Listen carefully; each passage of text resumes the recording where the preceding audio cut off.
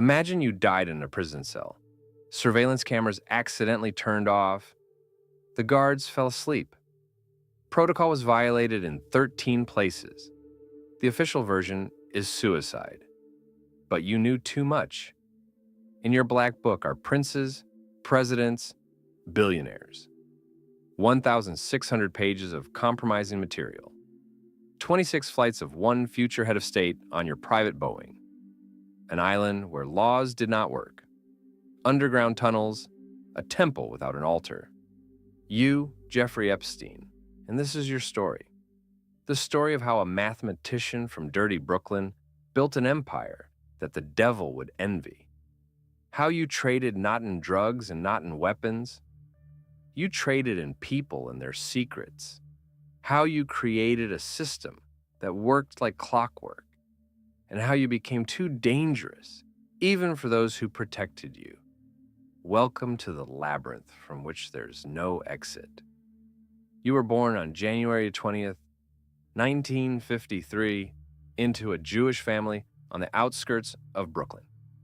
Father, a gardener in the Parks Department. Mother, a housewife. The house on Coal Howe is not the romance of poverty. It is just poverty.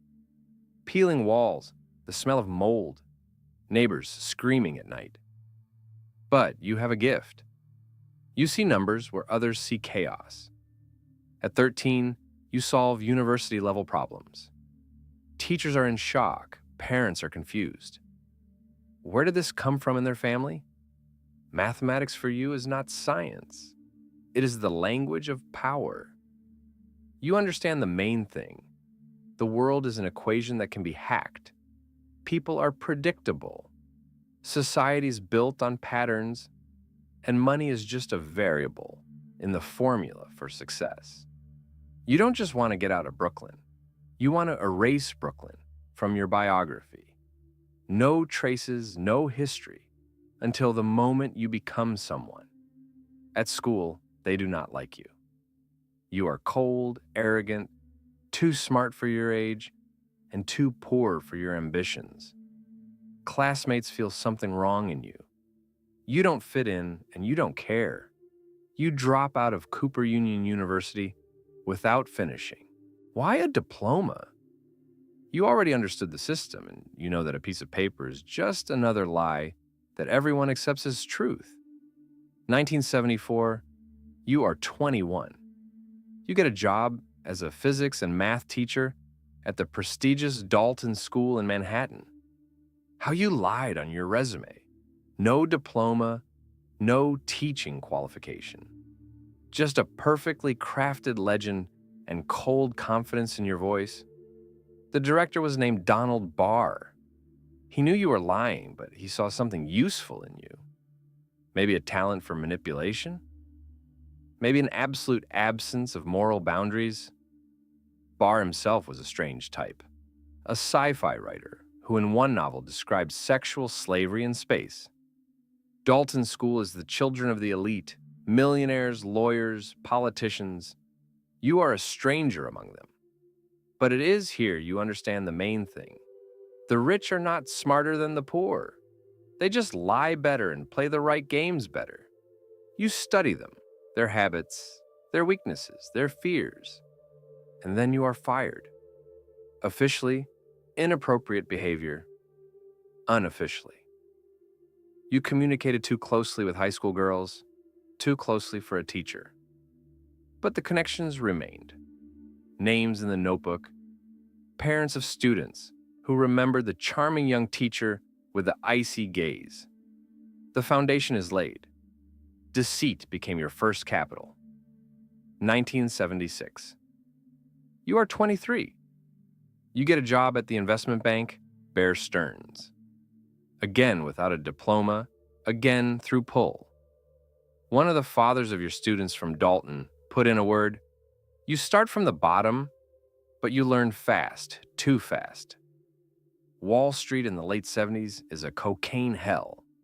$2,000 suits, $300 lunches, the shout of traders on the floor. Money flows like a river. There is no morality. There are only numbers. and those who know how to manipulate them. You observe, you see patterns, and you make a discovery. People on Wall Street are those same numbers. They can be bought, sold, used, discarded. You become a Bear Stearns partner in record time. Your talent is not in making money on the market. Your talent is in making money on people. You don't sell stocks, you sell trust, the illusion of closeness, the feeling that you are one of them. Rich clients adore you. You know how to talk to them, how to listen, how to make them feel special. But Bear Stearns is still someone else's sandbox. You work for the system, not the system for you. 1980, scandal. You're accused of breaking the rules. Details are blurred, but Bear Stearns asks you to leave amicably. You leave, but not empty-handed. You take the contact list, phone numbers, habits of millionaires, their fears, their desires, and you realize money's not the goal.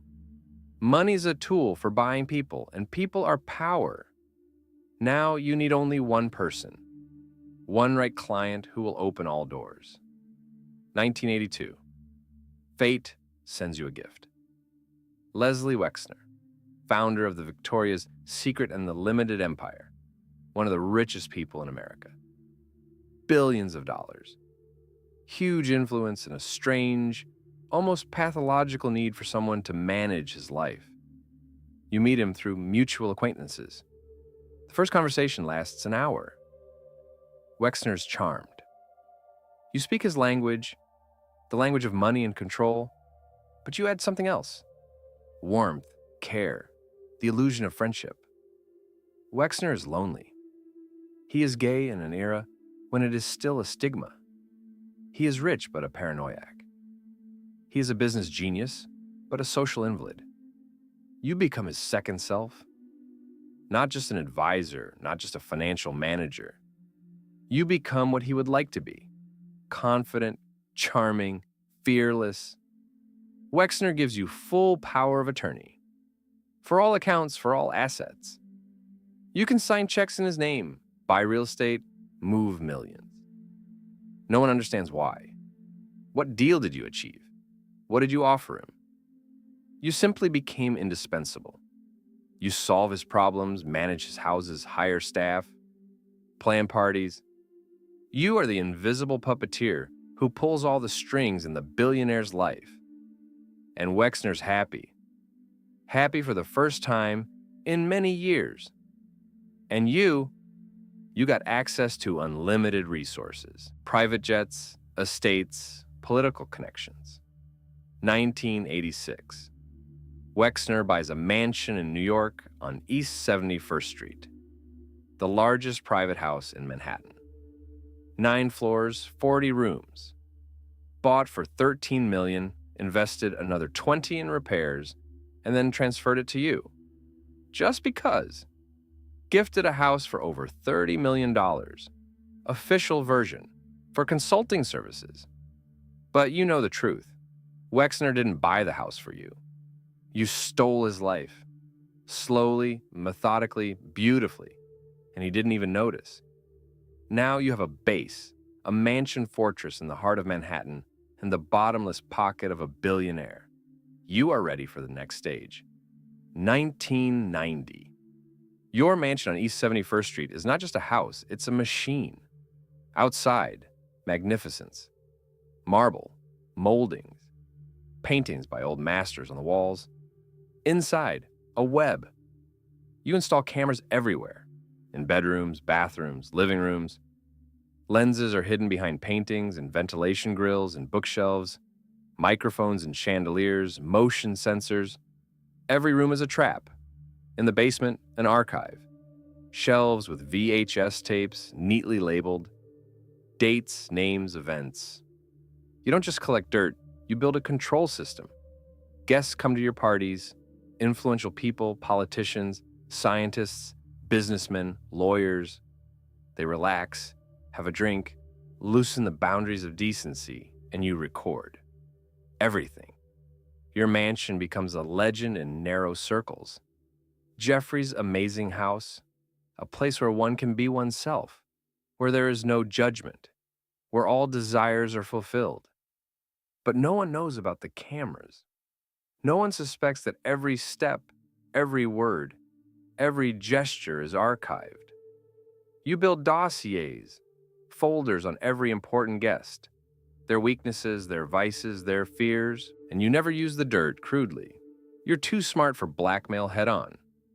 You simply help solve problems, make the right calls, open doors, and people feel indebted. And this debt has no expiration date. One guest, a famous professor of a prestigious university, once said about your house, "This place reminds of sets for a horror movie. Too beautiful to be real." He was right, but he could no longer leave. You created a machine for producing dependency. People come free, leave bound by invisible chains. By the end of the 90s, there are hundreds of hours of recordings in your archive, thousands of photos. This is not power, it is insurance, eternal and absolute. 1998. You buy the island of Little St. James, U.S. Virgin Islands, 28 hectares of paradise. Price $7.5 million. Officially, a millionaire's private refuge.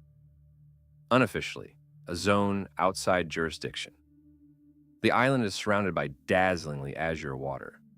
White sand, palms, silence. The nearest neighbor is a kilometer away across the water. The ideal place for total isolation. You begin construction. Not just a villa, a whole complex. Main house, guest cottages, pool, solar observatory, and a strange white-blue temple on the hill. Dome, columns, gold statue on the roof. Local residents call it a temple, but inside there's no altar, no religious symbols, only a staircase down. Underground tunnels, rooms without windows, ventilation systems, generators. What is down there? Workers building the tunnels signed a non-disclosure agreement. Many left the island immediately after finishing work and never returned. Local residents whisper. Boatmen say that at night they heard strange sounds. Helicopters fly in and out in complete darkness. The island gets a nickname, Pedophile Island. But these are only rumors. There is no proof. For you, the island is more than a refuge. It is sovereign territory, your state, where U.S. laws do not work, where you are king, judge, and executioner in one person. You control who arrives, by private helicopters or yachts. No accidental guests, no staff who ask questions. On the island, everything is arranged like a clockwork mechanism. Maids, young girls, brought from poor countries. They speak broken English and ask no questions. They get money and sign papers they don't understand. The helipad works around the clock. An underwater dock for yachts. Generators provide autonomy. This is not an island, it is a bunker, a fortress, a theater where you are the director, screenwriter, and only viewer. By 2005, dozens of important people had visited Little St. James. Their names will surface later in courts and investigations. But for now, the island is a mystery, a beautiful, terrifying mystery in the middle of the Azure Ocean. You have a plane. Not just a plane. Boeing 727, a private liner. Conversion costs several $1 million. Inside is not business class. It is a palace in the air. Leather sofas, gilded seatbelts, bedrooms, bar, number on the tail, N908JE, your initials. Pilots call it RFCA-1. The internet will give it another name, Lolita Express. The plane is not transport, it is another tool of control. Flight logs, records of flights. By law, every passenger must be recorded, name, date, route. These logs are your insurance and your curse. In them are names from which blood turns cold. Prince Andrew, Bill Clinton, 26 flights. Kevin Spacey, Chris Tucker.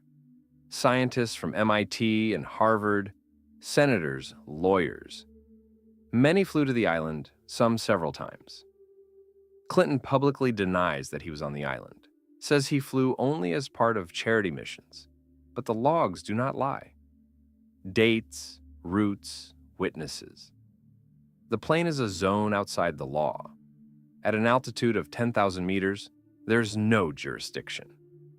Only clouds, champagne, and your icy control. Flight attendants are personally selected, young, beautiful, trained not to ask questions. They see everything, but say nothing. They have contracts with ironclad confidentiality clauses. Passengers relax.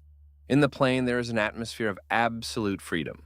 No cameras, officially no press, only ours. But you remember everything. Who sat with whom, who said what, who behaved how. The plane is not just transport to the island. It is the first stage of compromise, a trap into which they fly voluntarily. When investigators later gain access to the flight records, the dominoes will begin to fall. Names will surface one by one. But for now, in the 90s and early 2000s, the private jet flies without obstacles. Between New York, Palm Beach, Paris, London, and Little St. James, the sky is your territory, endless and untouchable. Now about the system. About the machine that functioned like a business. At first it looked harmless, a small ad in a shopping mall. Young assistants needed for relaxation sessions. Good pay, flexible schedule, simple work. The target audience, teenagers from struggling families dreaming about easy money, 14, 15, 16. The first contact was Ghislaine Maxwell, daughter of media tycoon Robert Maxwell, a British socialite with perfect manners and a cold, controlled presence. Your closest associate, your recruiter. She approached girls in malls, on beaches near schools, smiling warmly, giving compliments, offering what sounded like a simple side job. My friend is looking for relaxation assistance, nothing difficult. $200 an hour. Interested? For a teenager from a poor neighborhood, $200 feels like a fortune. The girls arrived at the mansion on 71st Street or the estate in Palm Beach. Ghislaine greeted them politely, almost motherly, guiding them through the house. Jeffrey just wants to relax, she would say. Just a simple session, nothing unusual. But the session was never simply a session. You would appear casually, lie down, ask them to help you relax, starting with shoulders and back. Slowly, the atmosphere changed. Boundaries blurred. First, awkward requests. Then increasingly uncomfortable situations. Some girls left immediately. Others stayed. Money, promises of help with school or careers, expensive gifts. Then came the next step. Bring a friend, they were told. You'll get $200 for every new person. A pyramid, a chain that expanded on its own. Victims became recruiters. They brought friends. Those friends brought others. The system fed itself, and you simply controlled the flow. Ghislaine coordinated, planned, kept lists. She knew who would arrive when, who was right for whom, who was compliant, who was problematic. Over 10 years, hundreds of girls passed through the system, maybe more. Some received money and left, trying to forget. Others got stuck, became dependent on money, on attention, on the illusion of proximity to power. You never applied brute force. Why? You had something stronger. Psychological manipulation. You promised, helped with education, paid bills, played the role of patron, savior, older friend. And the girls believed because they wanted to believe. One of the victims would later say, "He made me feel special, the only one, the chosen one." And only years later, I realized I was just a number on a list. The conveyor worked flawlessly until 1999, when the first crack appeared in the system. Money no longer worries you. You have so much that you stopped counting. Power. You have control over the people who run the world. But you need more. You want immortality. 2000s. You speak more and more often about science. Not as a dilettante, but as one obsessed. You give money to scientists, MIT, Harvard, artificial intelligence institutes, millions of dollars for research. But you're interested not in progress. You're interested in genetics, eugenics. You talk about improving humanity, about creating a superior race, about how your genes should spread across the planet. You have a plan, mad, grotesque, the AI plan. A ranch in New Mexico, territory sufficient for a farm. You want to settle it with 20 women. They will give birth to your children one after another. A factory of your DNA. You discuss this with scientists openly, without hesitation. They laugh, but you're not joking. You are absolutely serious. You study cryogenics, want to freeze your sperm, want it to be used after your death. You visit laboratories, finance research on cloning, on gene editing. You sincerely believe that you are the next step in evolution, that your intelligence, your uniqueness, is what humanity needs to preserve.